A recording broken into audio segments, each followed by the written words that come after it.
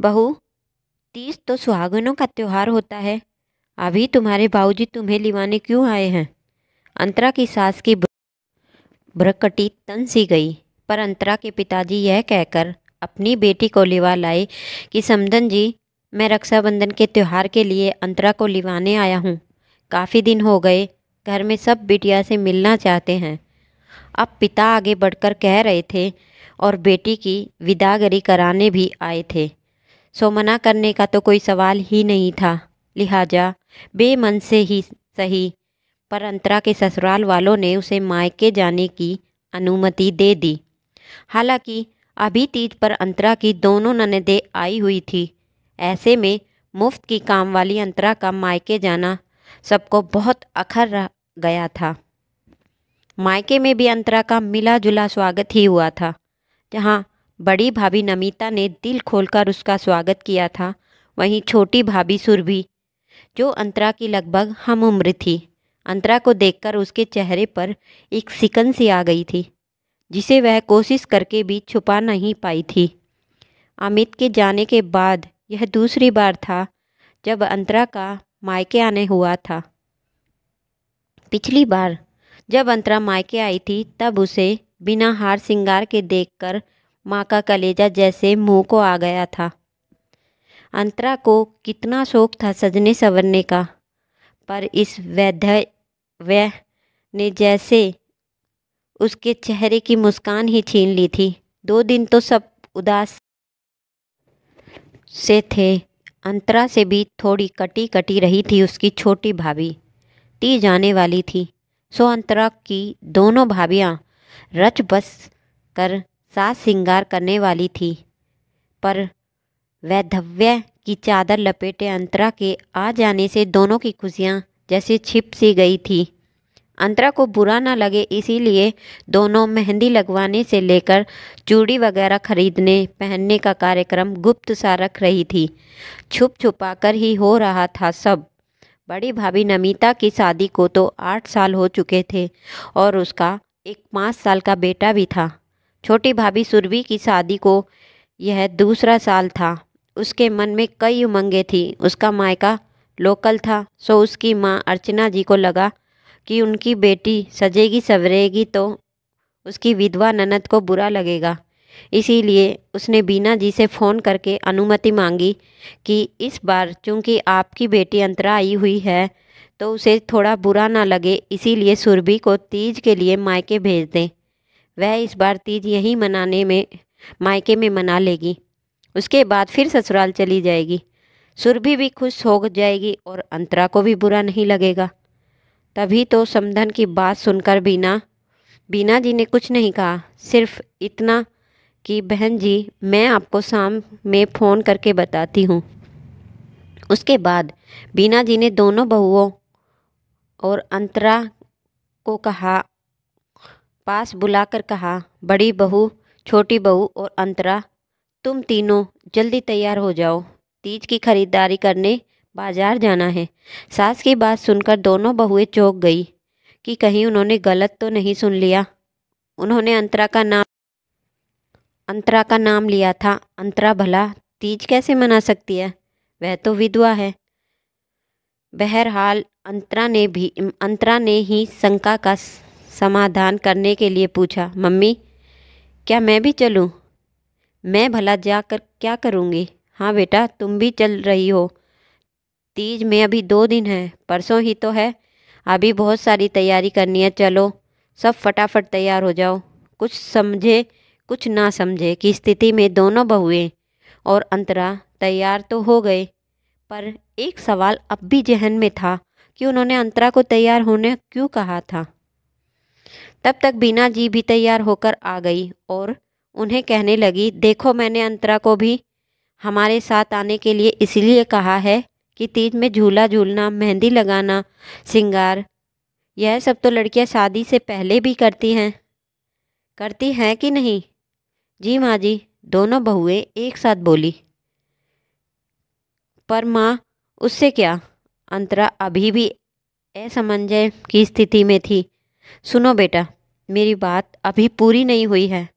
हाँ तो विवाहित स्त्रियां सिंदूर लगाती हैं, जो शादी के बाद ही लगाया जाता है, जो सुहाग चिन्ह पति के नहीं रहने पर नहीं लगाया जाता है, वह यही सिंदूर है। लेकिन जो चीज़ें, जो श्रृंगार और जो छोटी छोटी खुशियाँ लड़कियों को शादी के पहले हासिल थी, वह भी क्यों छीन ली जाए।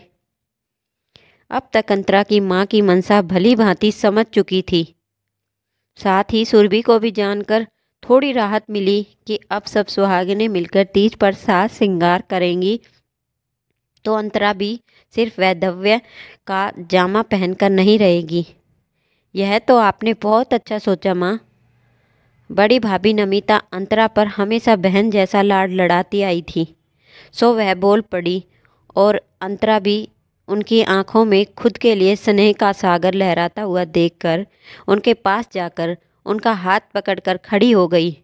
तो भाभी ने भी उसे प्यार से गले लगाकर उसका माथा चूम लिया। मुझे याद है हमारी अंतरा शादी के पहले कितनी खुशी से तीज मनाती थी, झूले पर झूलती थी, मेहंदी लगाती थी। वह सब तो वह अब भी कर सकती है। यह बहुत अच्छा रहेगा। अब तक अंतरा भाभी के स्नेह से अभिभूत हो गई थी, सो किलक कर बोली, भाभी चूड़ियाँ तो मैं भी पहन सकती हूँ, मुझे बहुत पसंद है चूड़ियाँ। अब नमिता, सुरभि और अंतरा तीनों में बाजार जाने का चाव बढ़ गया था। तीनों समझ चुकी थी कि बीना जी बाजार क्यों ले जा रही हैं।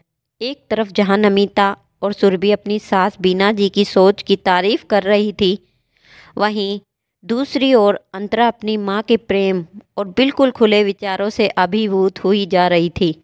वैसे अभी उसके पति को मरे हुए 1.5 ही साल हुए थे और इस बीच में अंतरा 100 बार मर चुकी थी। अमित के जाने के बाद ससुराल वालों को अब अंतरा बहुत खटकने लगी थी।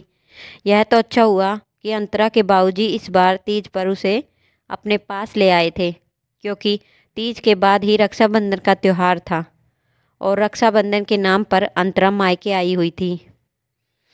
और यहाँ आकर जो उसने देखा तो वह समझ गई कि बाबूजी उसे रक्षाबंधन से इतने दिन पहले क्यों ले आए थे। दरअसल मीना जी और अविनाश जी ने पहले ही सोच रखा था कि इस बार अंतरा के जीवन में कुछ खुशियों के रंग भरने हैं।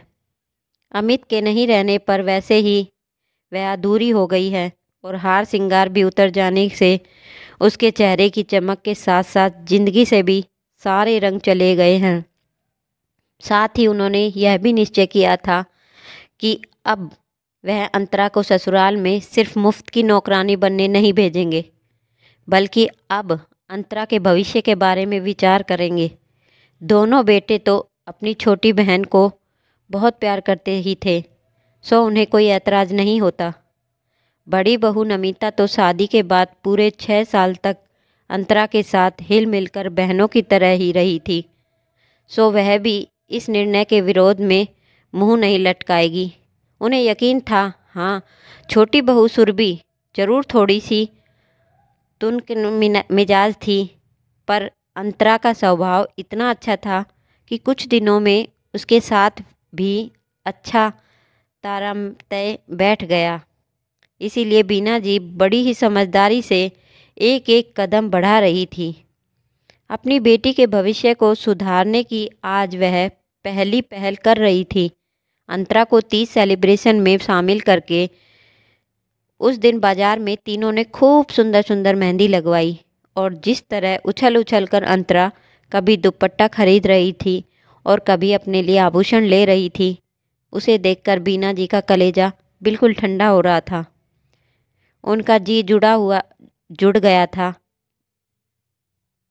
दोनों बहुएं भी अब बिल्कुल ऑफवर्ड नहीं फील कर रही थी। उन्हें लग रहा था अगर वह दोनों तैयार होंगी और अंतरा उदास रहेगी तब घर का माहौल बहुत गमहीन हो जाएगा। लेकिन आज बीना जी के विचारों और उनकी सोच बहुत ही खुलापन लिए हुए था, जो किसी स्त्री के मान सम्मान व अस्तित्व को पुख्ता आयाम देने के लिए काफ़ी था। बीना जी ने न सिर्फ अपनी बेटी के लिए एक उदाहरण प्रस्तुत किया था, बल्कि सोसाइटी की ऐसी कई अन्य महिलाओं को भी एक रोशनी की किरण दिखाई थी। पहले तो उन्होंने आगे बढ़कर अंतरा को तीज और बाकी त्योहार मनाने के लिए मानसिक रूप से तैयार किया और कहा कि जो श्रृंगार वह शादी से पहले करती थी वह धव्य के बाद भी कर सकती है।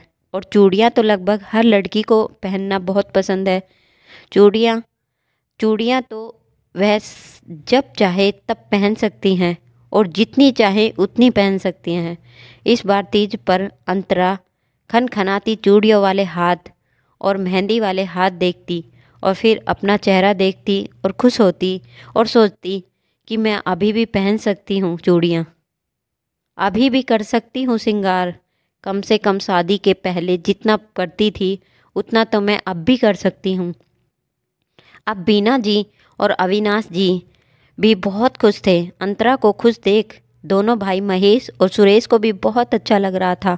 उनकी माँ की सही सोच की वजह से अंतरा के जीवन में आज खुशियों के रंग बिखरे पड़े हैं और उन खुशियों के अनगिनत रंगों को चुनते हुए वह सोचती है चूड़ियाँ और बाकी श्रृंगार तो लड़कियाँ सारी ज़िंदगी पहन सकती हैं, वहीं क्यों लड़की सारे श्रृंगार कर सकती हैं और अपनी मर्जी से खुशी से उसे करने देना चाहिए।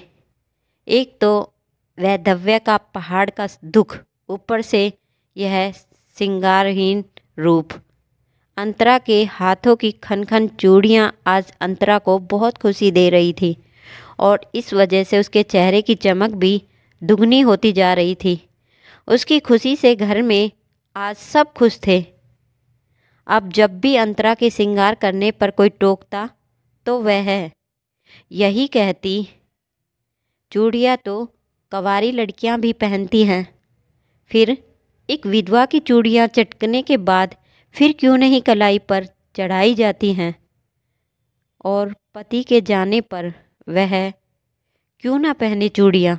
हाँ, पति के जाने पर सिंदूर लगाने का कोई औचित्य नहीं रह जाता, वरना वह सारे श्रृंगार कर सकती है।